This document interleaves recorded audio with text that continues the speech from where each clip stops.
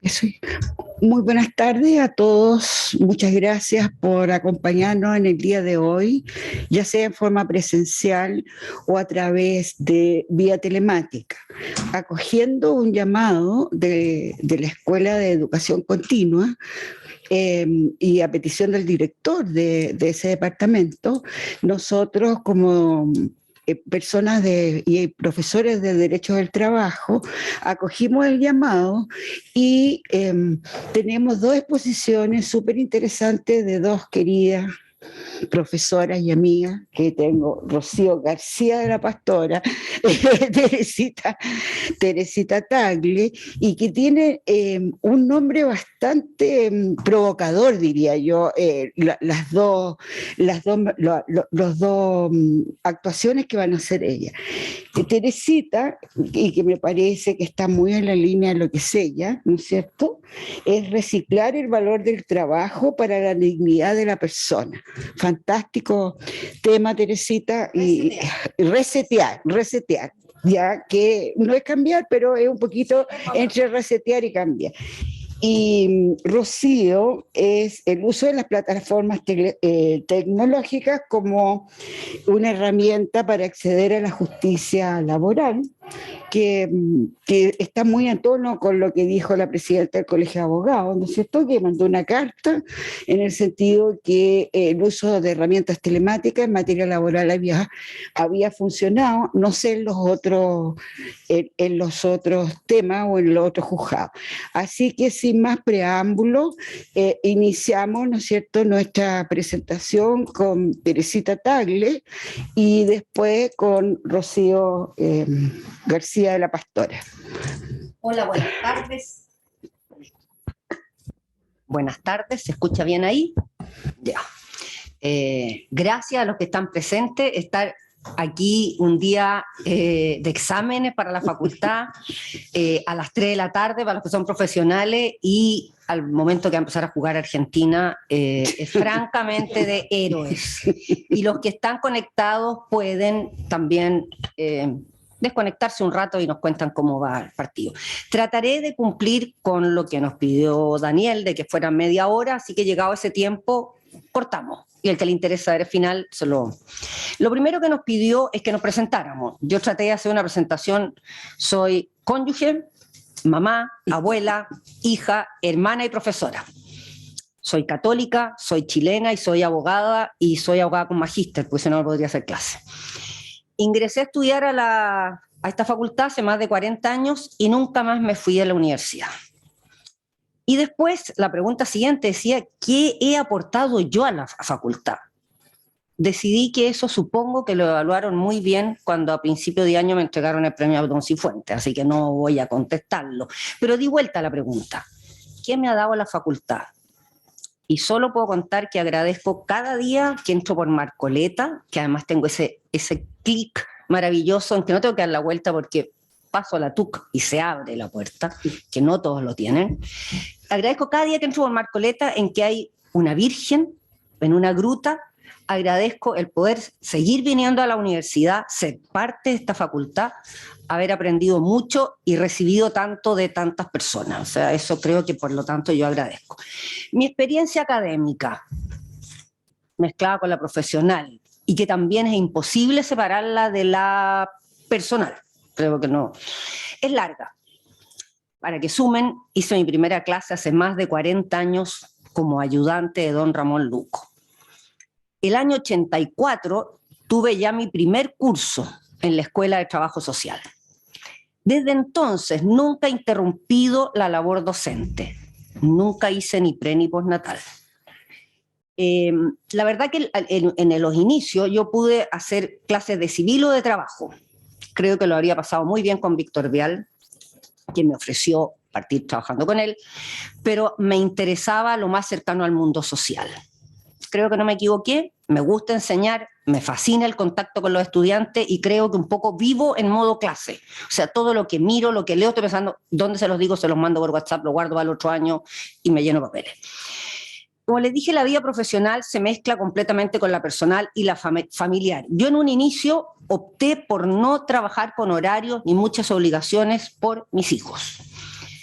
Luego los hijos ya habían crecido un poco, tuve que asumir a mis padres, eso lo puedo contar después off the record, por un accidente que grande que tuvieron los dos, y eso implicó también preocuparme de mis 8 hermanos, hombres, mis cuñadas, mis sobrinos, por lo tanto es otra red. Sin embargo, sí he mantenido siempre tiempo para instituciones sociales del mundo civil, y brevemente, solo voy a nombrar 3 cosas. Desde hace 30 años formo parte de la Fundación Astoreca, que, para los que no lo conocen, busca la educación de excelencia en sectores vulnerables, lo que me ha permitido aprender y aplicar normas legales en materia de educación, especialmente sectores vulnerables y colegios particular subvencionados. Por ejemplo, que un estatuto docente, un reglamento de convivencia y hoy día las sanciones de la super que llegan por todos lados. Luego, la Corporación María Ayuda, soy parte del directorio, habría que calcularlo, voy a empezar como 20 años. ¿Qué hace la Corporación María Ayuda? Es una corporación de beneficencia que atiende hogares de protección a niños vulnerados en sus derechos. ¿Qué me ha hecho eso? Tener que seguir aprendiendo la garantía de la niñez, los reglamentos y circulares de lo que era Sename, hoy ex-Sename y Mejor Niñez, tribunales de familia, políticas de infancia, y hoy día salud mental y trauma complejo. Ese es el tema que yo leo ahora. Y por último, parte de mi labor también el programa de formación jurídica, que cumple ya 10 años, programa de la Facultad de Derecho de esta universidad, que busca llevar el derecho a personas que no han tenido acceso a su conocimiento. Soy hace 8 años la directora académica. Creo que la mayoría de los de aquí lo ubica. Damos cursos a trabajadores y a micro, pequeño y medianos empleadores, a dirigentes sindicales. Lo hacemos con los profesores de la facultad, con los amigos de los profesores de la facultad, con ayudantes, con egresados de aquí, pero eso daría para otro tema. Les podemos contar que hemos trabajado con la Vicaría Pastoral Social, con la OIT, con la FEUC, con la Cámara Nacional de Comercio, etc. Con todas esas cosas, más o menos, y no he hablado ni de hijos ni de nietos, pueden ver que en mi día a día es un poco ser un titiritero con hartos hilos, desde, hola, el nieto tiene fiebre, puedes venir a cuidarlo, o una mamá viejita que me llaman, mire, está saturando nada. ¿Podría pasar, venir? Y eso, ir hasta la Florida a ver si le pusieron mal esto o efectivamente no respira. Bueno, cumplí los 5 o 7 minutos. ¿Cuál es el tema de hoy? Y que uno se mete a investigarlo, a pesar de que qué cosa más rara una profesora de Derecho al Trabajo que diga voy a hablar del trabajo, se pegó en la cabeza. Pero quiero dejar planteada una serie de temas, problemáticas nuevas, titulares. Creo que hay que investigar mucho, hay que conversar, hay que escribir y a partir de aquí lo haremos. Porque el tema trabajo ha sido titular varias veces este semestre y estos últimos días más todavía. Por eso mi objetivo es cómo reencantamos con el valor del trabajo. Y eso que lo pusimos hoy como resetear. Y parto por el concepto. Es el esfuerzo que se pone al servicio de la humanidad, personal en su origen, fraternal en sus fines, santificador en sus efectos. Lo dijo el padre Hurtado hace más de 50 años y hoy día tiene plena vigencia esa definición. Otra frase que nos enseñó él aquí mismo en la universidad, no soy del mismo tiempo el padre Hurtado, por favor, pero lo he leído. Otra frase es hacer comprender la dignidad del trabajo humano como tarea fundamental de la educación social, tarea pendiente aún. Otra frase de él, leo textual, descubrir el sentido social de cada trabajo y trabajar es una colaboración al bien común. Por lo tanto, si seguimos al padre Hurtado, la palabra trabajo debería sugerirnos a todos no solo un medio para ganar la vida, sino una colaboración social. ¿Qué posibilidad de servir a los demás encuentro en mi trabajo? ¿Qué haré hoy por el mundo? Debería ser una pregunta al despertarnos.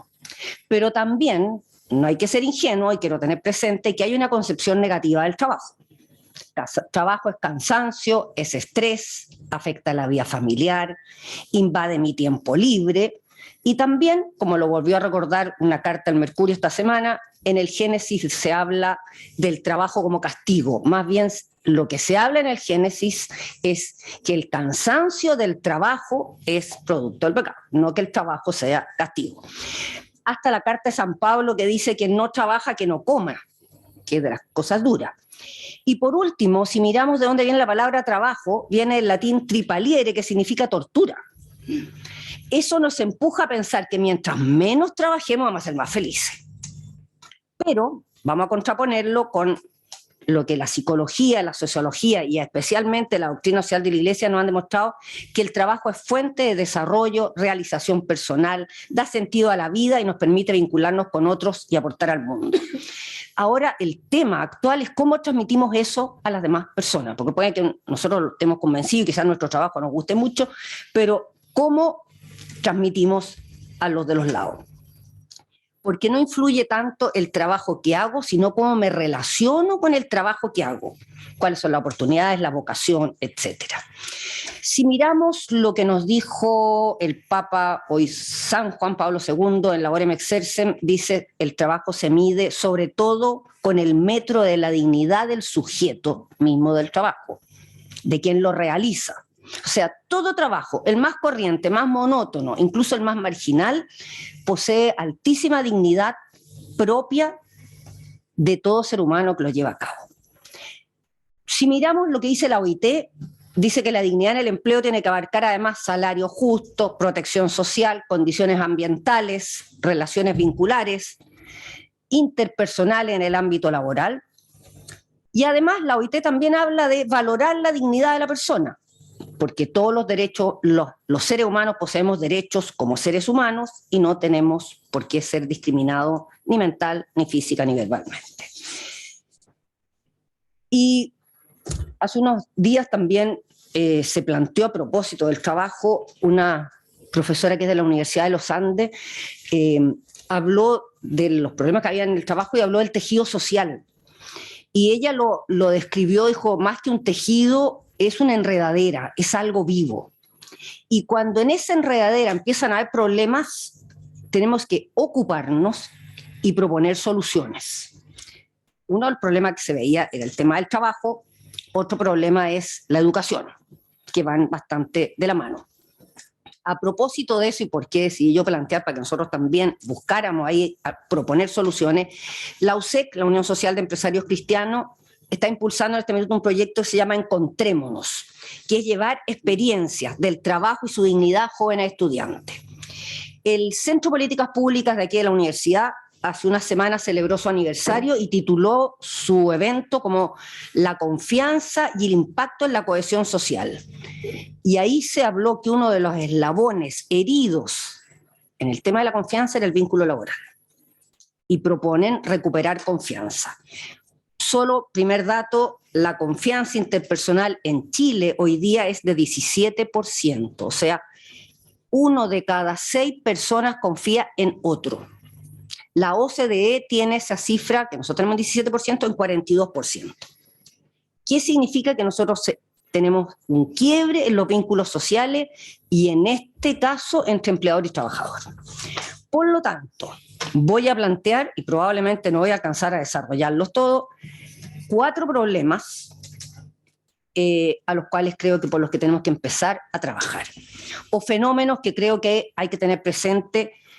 ¿Con qué propuesta? Revisar la legislación laboral permanentemente para irla adecuando a los tiempos, ¿ya? No sacamos nada con un súper derecho al trabajo, un código gordo, sanito, rebosante, con una serie de personas en el mercado informal que no pretenden tragarse el código del trabajo. Entonces, los problemas que yo he detectado, creo que no solo yo, si leen, está tomado de todo lo que ha ido saliendo, la educación, en ese caso los derivados, los niní. Segundo, la renuncia silenciosa. Tercero, la rotación. Cuarto, empleo informal. Y a eso le vamos a agregar como la guinda de la torta los despidos a nivel nacional e internacional. ¿Qué tenemos hoy día frente a esos problemas? 2 leyes nuevas que yo creo que están haciéndole un poco frente a eso. El teletrabajo que una ley que se publicó el 2020 y hoy día es un contrato especial, artículo 152, cuater, letra Y, creo. Y la ley de plataformas digitales que entró en vigencia el 1 de septiembre de este año. Más el proyecto de ley de reducir la jornada de trabajo a 40 horas semanales. Educación. Primero, sin estudio no se puede trabajar. Al menos conocer las 4 operaciones y saber leer y escribir. El otro día el gobernador, pueden corregirme el cargo, de Claudio Rego, dijo: retirarse del colegio es casi retirarse de la vida. O sea, lapidario.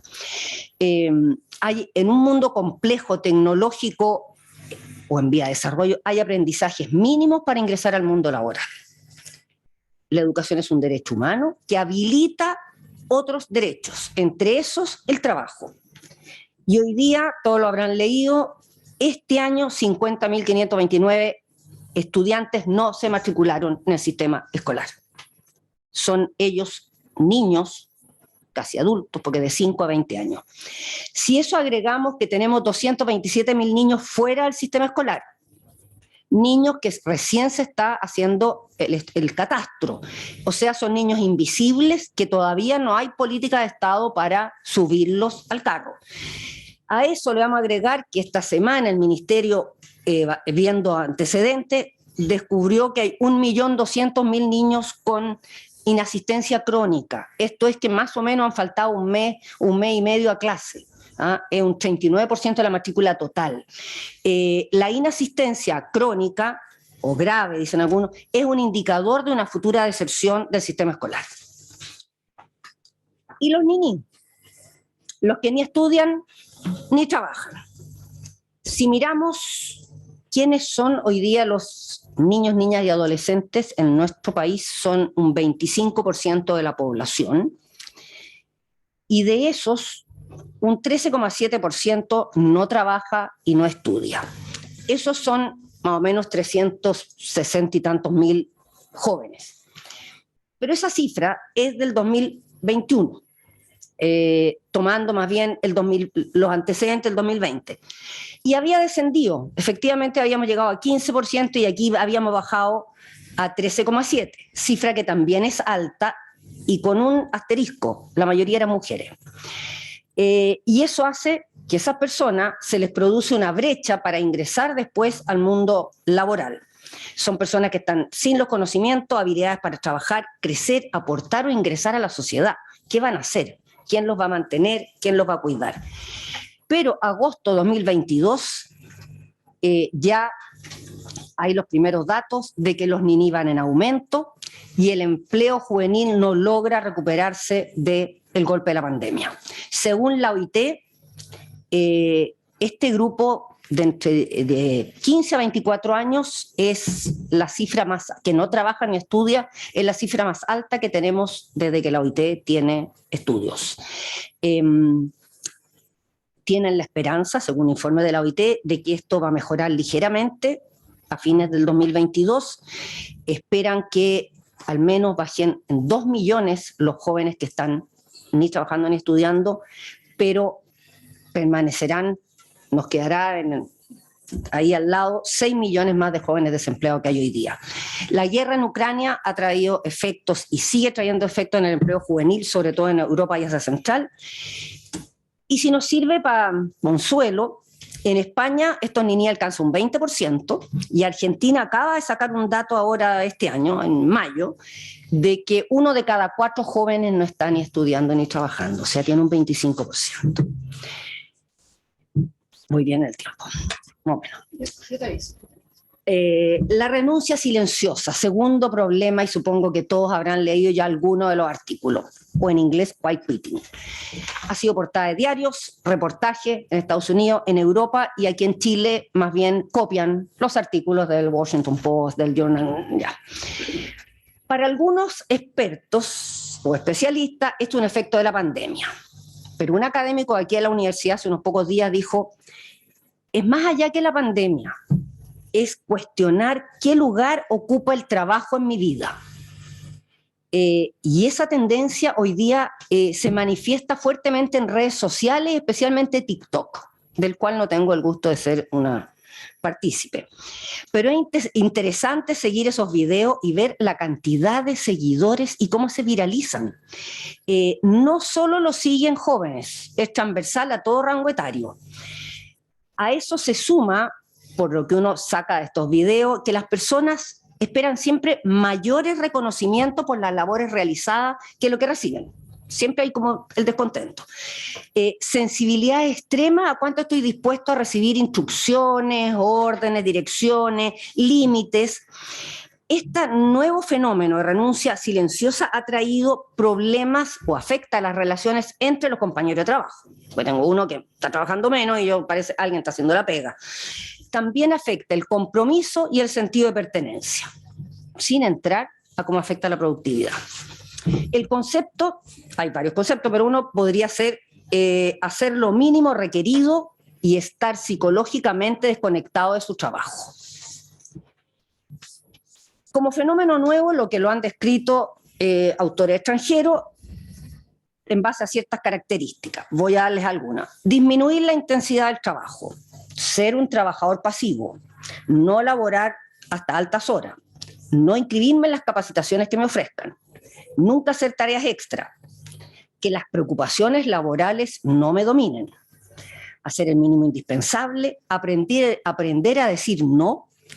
Y una de las frases que generó millones de visitas en TikTok fue no tomarse el trabajo demasiado en serio.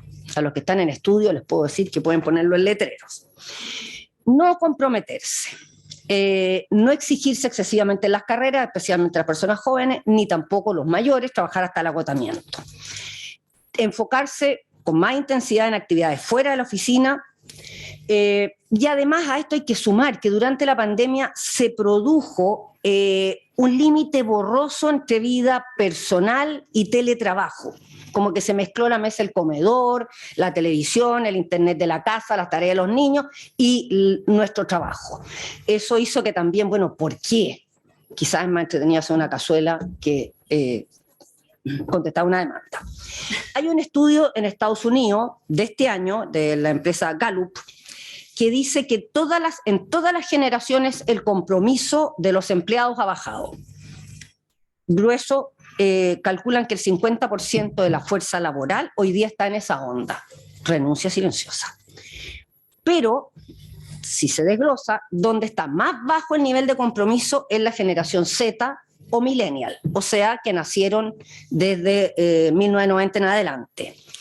Y si se ve por áreas de trabajo, el sector financiero es el más desmotivado porque sienten que su trabajo no tiene un propósito. Si quieren mirar, hay un señor, un ejecutivo gringo, Said Khan, que publicó un video sobre renuncia silenciosa y sumó 3 millones de visitas en 15 días. O sea, le ganó al Pailita y varios de esos otros cantantes que tenemos. ¿Ya? Pero aclaremos una cosa. Siempre en los lugares de trabajo han habido personas menos activas. Y uno siempre ha sabido. Pero lo que no existía era personas decididas a ser menos activas. ¿Ya? Ahora a ese concepto le podríamos contraponer el despido silencioso, que eso sí es un concepto que creo que todos los que se han dedicado al derecho laboral lo conocen. La empresa poco a poco le va mostrando la puerta de salida, lo invita a renunciar, le dejan menos trabajo, le disminuyen responsabilidades. Por lo tanto, podríamos avisarle a aquellos que están ejerciendo la renuncia silenciosa de que podría tener un efecto, ¿ya? Pero lo que se está viendo actualmente es cómo medimos o cómo hacemos que los trabajadores tengan la percepción de que afecta hay menos productividad. Lo que se ha visto hasta ahora es que midiendo índice de percepción, los trabajadores creen que aportan más y los jefes sienten que están aportando menos, no calza. Tampoco está calzando cuando se ha medido cuánto produzco vía teletrabajo, las personas insisten en que es lo mismo y hay mediciones que dicen que no es igual. Eso ha hecho exigir la vuelta al trabajo presencial en algunas partes, bajo amenazas de despido, lo hemos visto el señor Elon Musk, qué sé yo. Y esto se está extendiendo porque TikTok y redes sociales se extienden mucho. Ahora, inmediatamente, esto de decir vuelvan a trabajar, y lo digo porque probablemente teletrabajo no voy a alcanzar a llegar mucho. ¿Ah? No, porque partimos a las 3:10. Ah, ya, entonces te quedan 10 Sí, minutos. me quedan 10 minutos. No, yo tengo el reloj aquí. Ahora, si están muy aburridos, me avisan y yo corto. No, para nada, si Ya. estábamos mirando.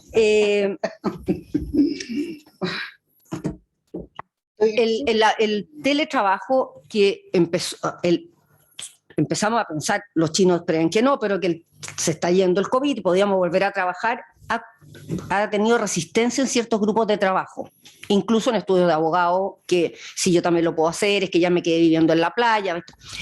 En Europa empezaron a poner bastantes sanciones en lo que fue su verano para que las personas volvieran a trabajar. Una cosa interesante de observar es que en este momento en que se les fue los precios del combustible, de la luz y del gas a las nubes, están pidiendo que vuelvan a teletrabajar. Salió en toda la noticia fin de semana. Y los trabajadores le dicen, bueno, ¿y quién me va a pagar el mayor gasto en calefacción y en luz? O sea, ya vimos todo lo que hubo que ordenar en teletrabajo, quién pagaba la tinta, el gel, el acceso a internet. Bueno, hoy día tendríamos que agregar, en Europa están con este tema, ¿ya? Pero estábamos en el tema de la renuncia silenciosa y el tercer problema es la rotación. El índice de rotación de personal es hoy día un punto difícil que deben enfrentar los empleadores cuando planean estrategias de contratación. Pongo como ejemplo, en esta época del año, los colegios empiezan a revisar su planta docente 2023 y saben ya que un alto porcentaje que contraten diciembre-enero, en marzo no van a aparecer o van a mandar un WhatsApp de que les gustó quedarse en Puerto Vara, en el sur, que salió una oportunidad mejor. Existe. Por lo tanto, hay 3 puntitos que hay que tener presente. Los trabajos para toda la vida se acabaron, no son el sueño de nadie. Segundo, la mentalidad cambió y ahora se llama zapping laboral. Y por último, a mayor cantidad de experiencias, en muchos casos se ve como que mejora el currículum. Antes se decía un currículum con muchos cambios es malo. Hoy día se dice qué cantidad de oportunidades tuvo esta persona. ¿A qué se le llama rotación de personal cuando un trabajador llega o se va de una empresa? En la página de la OIT, me voy a apurar, hay estudios, pero ¿qué tenemos nosotros? La OIT lo está diciendo desde el 2019, más o menos, si uno, en forma más directa. Casi un tercio de los trabajadores en Chile se cambió de empleo el año pasado. El INE hizo el estudio y nos informa que los sectores en donde más la gente se cambia de trabajo es la construcción, los servicios administrativos y silvicultura y pesca. Y por eso creó un nuevo producto que se llama Indicadores de Rotación Laboral, que lo hace entre la Suceso, el Ministerio del Trabajo, para ir siguiendo las dinámicas del trabajo. Ellos el año pasado llegaron a que hubo un promedio de 3,7% de rotación, o sea, pero la tasa, perdón, no, 27%. Y la tasa de rotación laboral en 2022, la cifra que dieron el 24 de noviembre, o sea, hace unos días atrás, fue de 35,4% lo que llevamos de rotación. Este año, lo que significa que llevamos un aumento de 4,8% de la cifra que teníamos antes, ¿ya? ¿Dónde se da más rotación? En los hombres. Si nos sirve de consuelo, España sí que está haciendo estudios de esto. En España este tema los tiene más desvelados, hicieron una modificación a la ley laboral y se propuso mucho más los contratos indefinidos, los contratos formales. Salió de titular al diario El País hace un mes atrás. Las empresas siguen viendo crecer su rotación laboral el 2022. Y las causas serían que siempre pueden haber mejores oportunidades en otra parte, que los salarios no aumentan y que hay sectores que son más riesgosos, o por ejemplo, durante el verano español, ¿por qué voy a trabajar en un restaurante, en un hotel o en el sector turismo en que hay mucho más trabajo y me pagan lo mismo? Mejor también me tomo vacaciones durante el verano y vuelvo al restaurante cuando durante el invierno entran pocos, porque entonces, si nos sirve. Y como último problema, el empleo informal. Y basta que hayan visto el titular del Mercurio de hoy, Cuerpo B, aumento de informalidad en mercado laboral, supera la destrucción de empleos formales. Ayer salieron las cifras del INE y dice que tenemos un 27,7% el trimestre móvil agosto-octubre de tasa de ocupación informal, aumentó 4,6%. La OIT el año 2012 da una definición que la informalidad laboral alude a todas las actividades económicas y ocupaciones que en la legislación o en la práctica no están cubiertas o están insuficientemente contempladas por sistemas formales. Hasta septiembre llevábamos 2.400.000 personas en mercado informal y aumentó, ¿ya? Y donde aumentó más esta vez fue en mujeres. Ayer también vimos la tasa de desempleo, que no salió tan alta porque hay personas que están trabajando en el mercado informal a pesar de la destrucción de empleos formales. También tenemos como buena noticia que la fuerza de trabajo aumentó desde el año pasado, pero todavía le faltan 200.000 para llegar a la cifra que teníamos de fuerza de trabajo el 2020.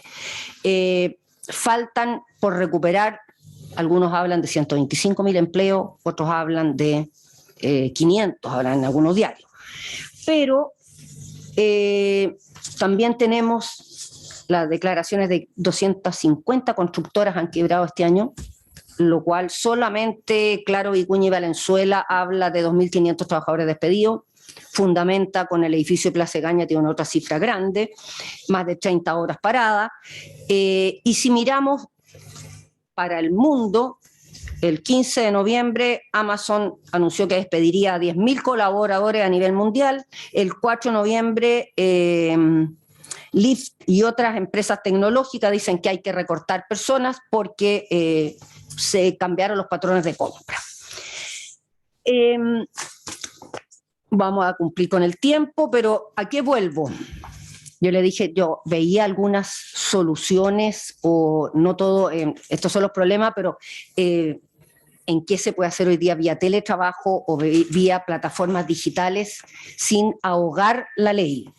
Porque todos habrán leído el dictamen de 37 páginas de la Dirección del Trabajo sobre plataformas digitales, lo cual ha hecho que empieza uno y dice, bueno, tenemos que plantearnos que van a aparecer nuevas formas de trabajar, cosas distintas que ni nos imaginamos, y hay que ver cómo las regulamos. No diciendo, yo tampoco lo viví, pero lo leí, que cuando decidieron poner ampolletas en la calle Agustina, frente al Teatro Municipal, hubo huelga de los fabricantes de velas y de los que prendían las velas. ¿Cómo se les ocurría no pensar en los que trabajaban en eso y poner ampolletas? A Dios gracias, alguien no le hizo caso, porque seguiríamos con velas, ¿ya? Entonces, con eso, ¿cómo volvemos? O sea, ¿cómo partimos con la primera pregunta?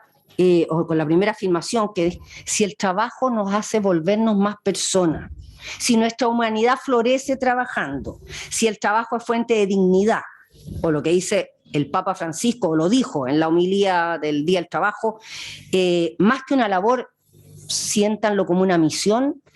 Si tenemos estos otros focos que tenemos que ocuparnos, más que preocuparnos. Muchas gracias.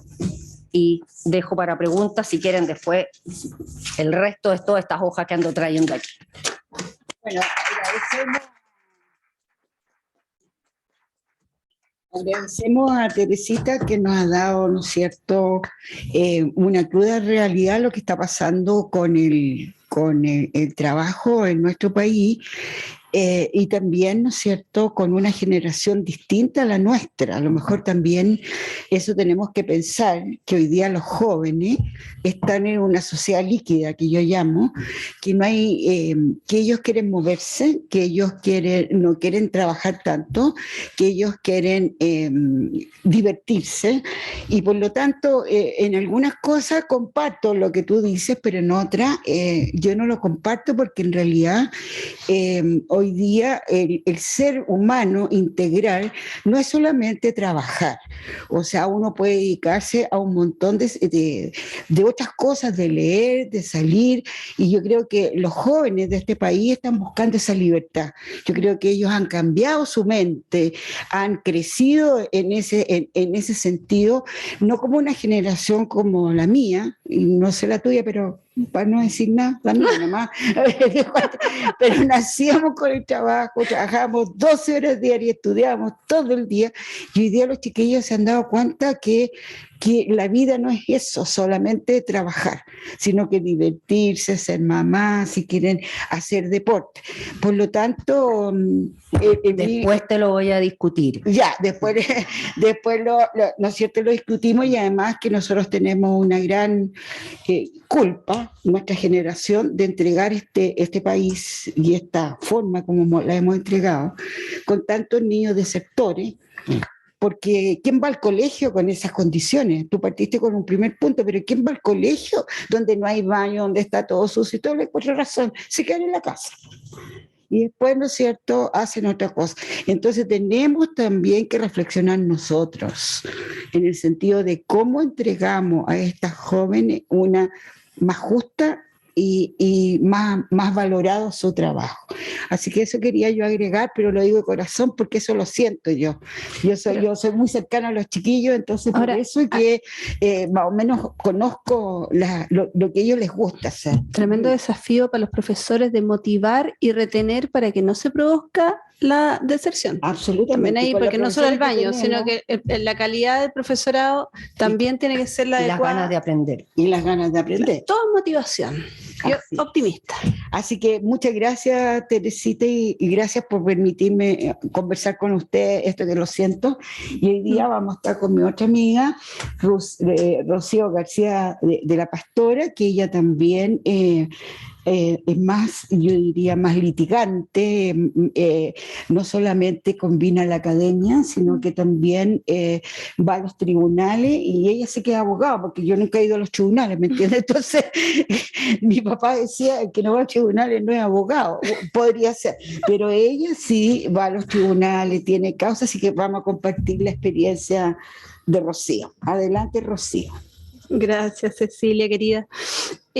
Bueno, haciéndome cargo un poco de la introducción, decía, usted refiérase al tema de la mujer, academia y derecho. Y como transmitir un poco de experiencia de vida, creo que soy una privilegiada, una agradecida de haberme criado con la máquina de escribir, haber empezado a trabajar a ras con un computador y hoy día estar transmitiendo por streaming y manejando tantas otras cosas, ¿no? Es como la transición de la prehistoria a la época moderna, y todavía quizás cuánto nos queda de aquí a que avancen unos años más. Entonces, si uno mira, cuando me tocó estudiar Derecho, yo partía cuando dije que quería estudiar Derecho, muy acorde a la época, me recomendaron que estudiara otra cosa. No les voy a decir qué, porque alguien se podría ofender, pero era una carrera que era más femenina. Entonces, ya desde la motivación de ser profesional está ese sesgo de el hombre-mujer. Como siempre he sido porfiada, estudié Derecho igual. Y recuerdo haber vivido ese sesgo, esa no sé si era discriminación, porque no sé si había intención. Yo creo que era un tema cultural de la época, pero el sesgo de que a uno lo mandaban a estudiar cocina, de que las mujeres se envolvían mejor en ciertas cosas, y bueno, salir de ahí y después de eso entender que además de ejercer, estaba la vocación de enseñar y de formar.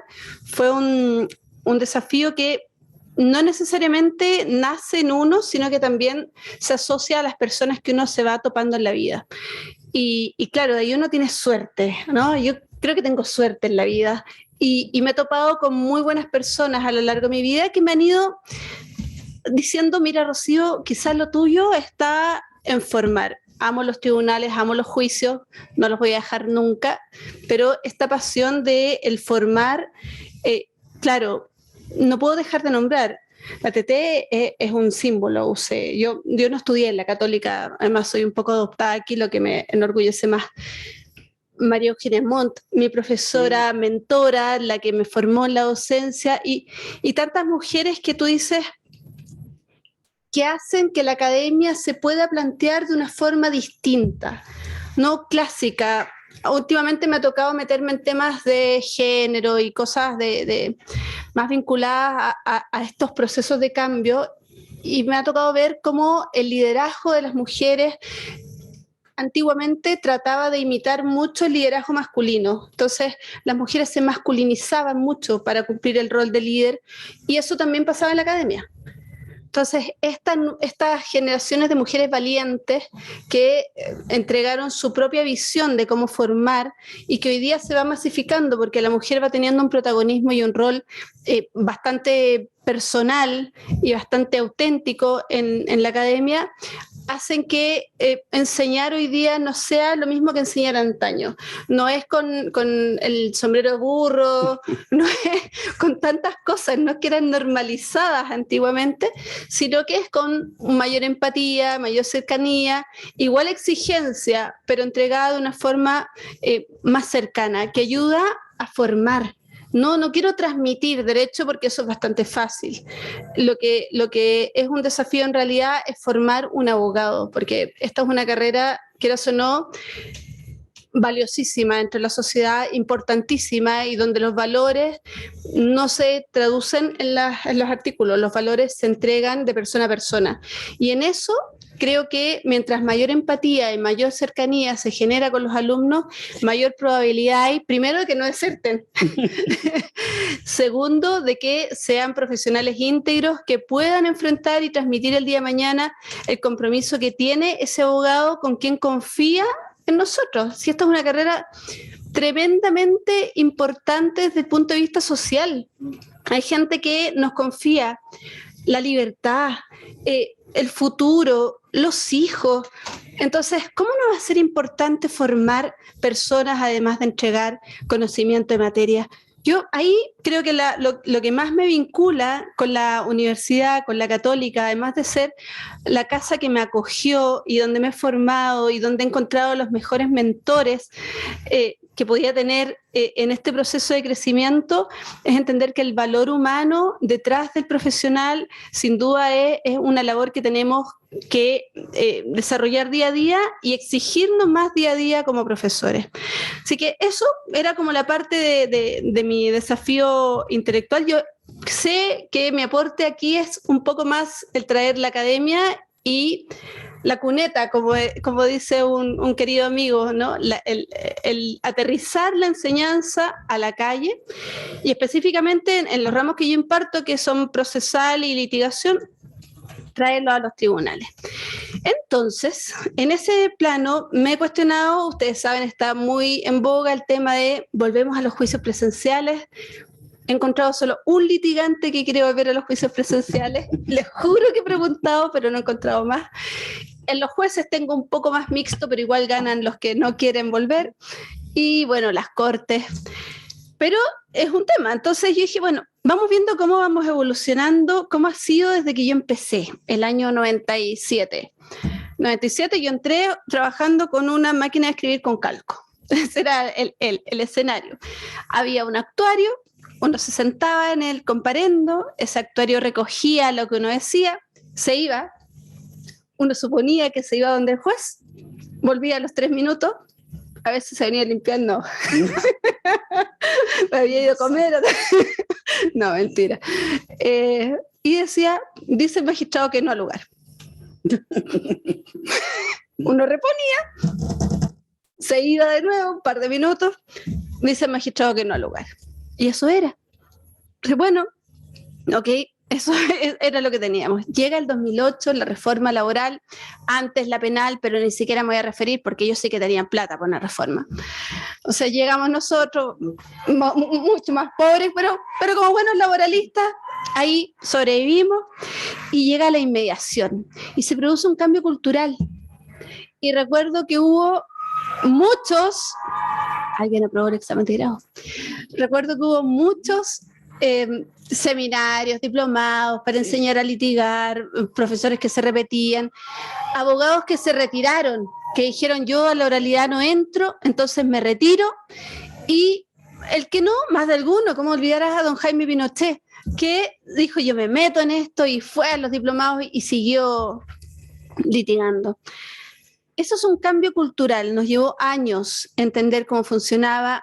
Todavía estamos aprendiendo cómo funciona porque todavía hay gente que no entiende la diferencia entre nulidad y apelación, porque los procesos no son simultáneos, los procesos llevan tiempo y aún estábamos en ese tiempo, pero lo que más se valoró sin duda de parte del litigante fue la figura del juez presente, la inmediación. Por fin conozco al juez. Y ahí estábamos en este proceso ya bastante avanzado de adaptación y llega nuestro amigo COVID y nos obliga a entrar en la virtualidad. Y Dios mío, qué desastre, me costó, yo les juro que el primer año que hice ese ramo virtual fue espantoso. Yo les prendo a vela a los alumnos que me tuvieron tanta paciencia porque no había cómo. Pero ya, de nuevo, cambio cultural. Ya no es presencial, ahora es virtual. Y en esa virtualidad, poco a poco, fuimos aprendiendo que había más de una plataforma, que ahora es Zoom, que ahora es Teams, que ahora es Meet, que ahora es no sé cuánto, Canvas, que el archivo que puedes separar, que puedes evaluar, que las respuestas. Volver a estudiar, fue volver a estudiar. De nuevo, algunos que dijeron, yo a este carro no me subo. Yo veo otros que dijimos, bueno, vamos otra vez. Entonces, cuando ya estábamos en esto, empiezan los primeros problemas y decimos, no, magistrado, los testigos por Zoom, no, porque van a copiar, porque les van a dar las declaraciones escritas, porque van a estar whatsappeándose con el abogado. Me encanta eso, whatsappear, sí. Ya es como una palabra del diccionario. Y no. Y nada pasó, nada de eso pasó.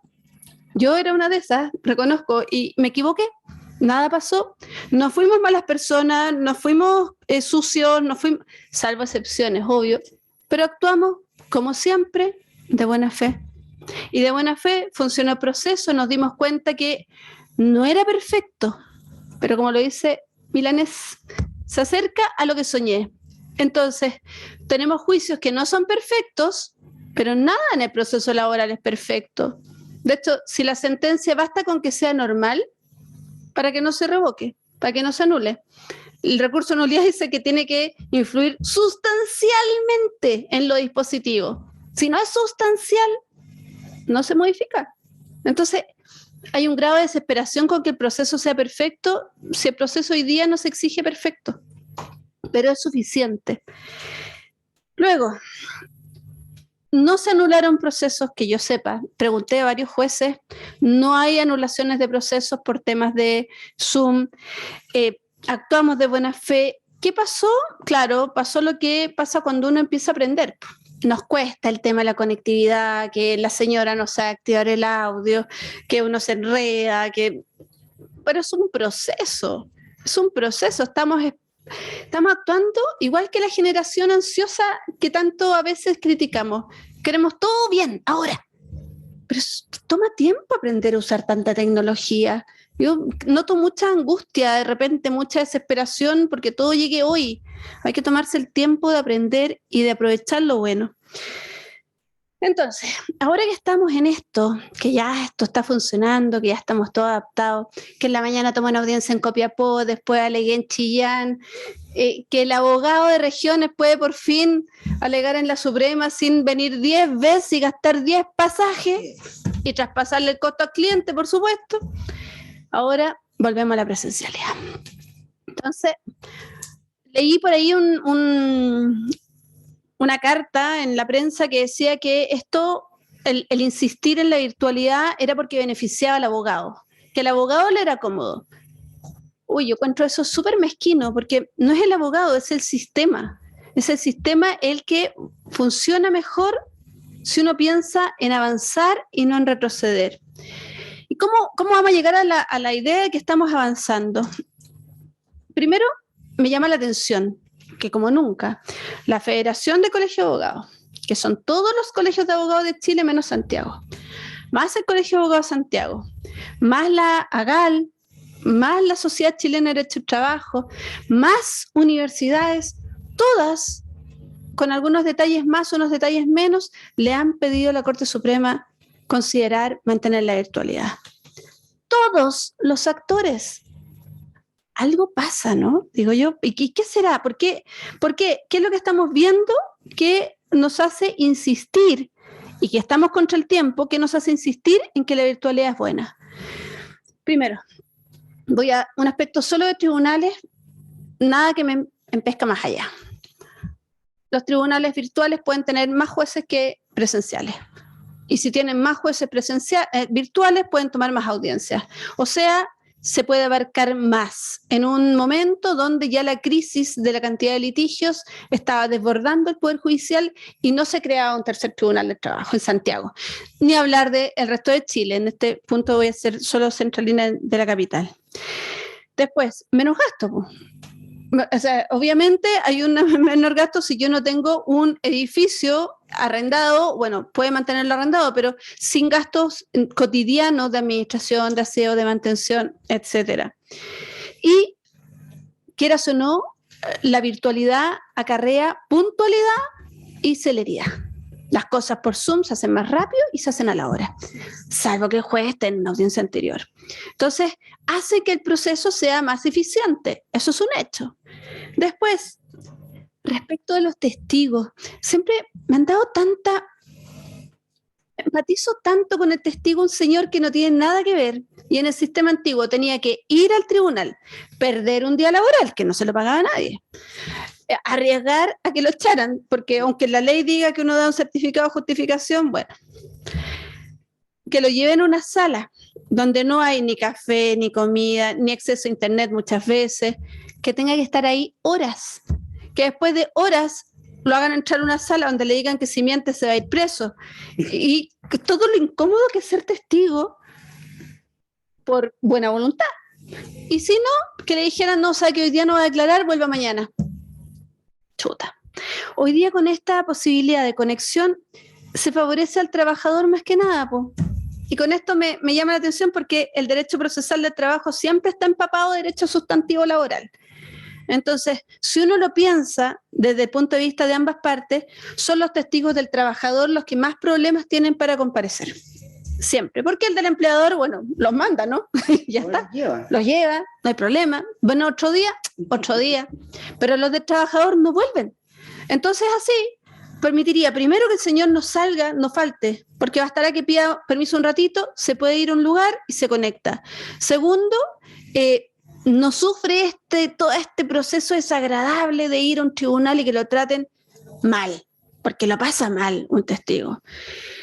Y sin duda, el trabajador es el que va a poder contar con más posibilidades de tener una declaración de testigos, y los juicios laborales, en su gran mayoría, se prueban con testigos. O sea, ya ahí hay un fundamento fuerte que beneficia al trabajador dentro del proceso. Después, respecto a las partes, hay que considerar que Chile es un país largo. Los abogados de regiones lo pasan mal, porque tienen derecho a acceder, toda persona en este país tiene derecho a acceder a los recursos que le establezca la ley, y eso incluye eventualmente acceder a un alegato de la Corte Suprema. Y no hay otra Corte Suprema, solo en Santiago. ¿Por qué ese abogado de regiones tiene que venir semana tras semana? ¿Y cuánto se demoran ver los juicios de la Corte Suprema? Uno llega, se vio hasta la 4, se vio hasta la 3, con toda lógica, porque tienen una carga laboral importante. Pero ese abogado tiene que volver a regiones y volver la siguiente semana, disponer de todo el día. ¿No es un poquito pesada la carga para la persona que vive en regiones al acceder a la justicia? ¿Y qué pasa con esa persona que vive en regiones, que es empleador y que no tiene el dinero para costear esto? no tiene acceso a la justicia, porque no hay defensa gratuita para los empleadores en este país, salvo universidades de buena voluntad. No hay defensorías laborales para empleadores ni para microempresarios. Entonces, a un microempresario, un pequeño empresario que no tiene el dinero para que su abogado venga a la Corte Suprema, no tiene acceso a la justicia en Chile. Gravísimo. ¿Y todo por qué? Porque volveríamos a hacerlo presencial. Lo mismo la Corte de Apelaciones decía una carta que mandó la Federación de Colegios de Abogados respecto de las Cortes de Apelaciones que están en una determinada ciudad y que implica el traslado. La misma lógica. Es costo, es desgaste. Puede ser, a fin de cuentas, interpretado como denegación de justicia. Perfectamente. ¿Por qué no? Y frente a eso, ¿qué vamos a hacer? No quiero entrar en la norma, pero la norma habla de la semipresencialidad. Para tener semipresencialidad hay que tener los medios tecnológicos, lo que tenemos hoy día aquí. Esto un tribunal del trabajo no lo tiene. Entonces, esto no es viable, porque no hay formato híbrido en un tribunal. Lo que pueden hacer con buena voluntad es dar vuelta a la pantalla del computador y que se vea a la distancia un cuadradito pequeño donde está el abogado que le está preguntando.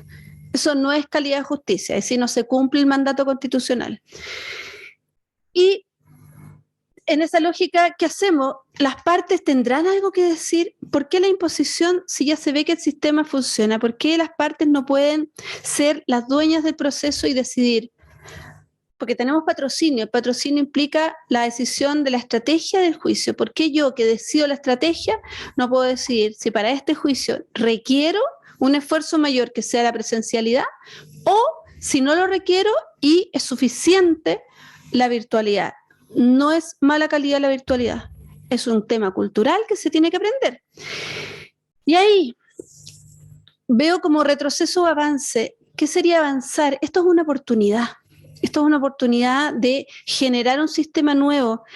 Qué bonito sería que en Santiago no se reprogramara nunca más una audiencia por falta de jueces, mientras que en algunos otros tribunales, no quiero decir ninguna región en particular, hay días en que la carga laboral es mínima. Que la persona que demandó en Santiago tiene menos oportunidad de acceso a la justicia que la persona que vive en, no sé, Cochayuyo, no sé, cualquier lugar, da lo mismo. No. ¿Por qué no podemos tener un sistema interconectado de tribunales donde se puedan plantear por cascada las audiencias de los distintos tribunales del país? ¿Por qué no se puede avanzar en una justicia donde las cortes de apelaciones puedan estar conectadas y no haya una única corte recargada mientras otras tienen menos carga de trabajo? ¿Por qué no se puede entender que la justicia es para el chileno y no para el habitante de una determinada región? Y que eso se puede lograr a través de la virtualidad. Entonces, yo más que pensar en el retroceso, volver a la normalidad, entre comillas, buscaría aportar o aprovechar esta oportunidad que nos dio la vida, de lo malo sacar lo bueno y decir aquí vamos a caminar hacia la virtualidad, hacia una justicia equitativa para todos, donde pueda accederse a la justicia desde cualquier lugar de Chile en condiciones reales de igualdad y no dependiendo del lugar donde efectivamente se vive o se demanda. Y fíjate que he cumplido 20 minutos exactos, así que eso era lo que yo les quería transmitir.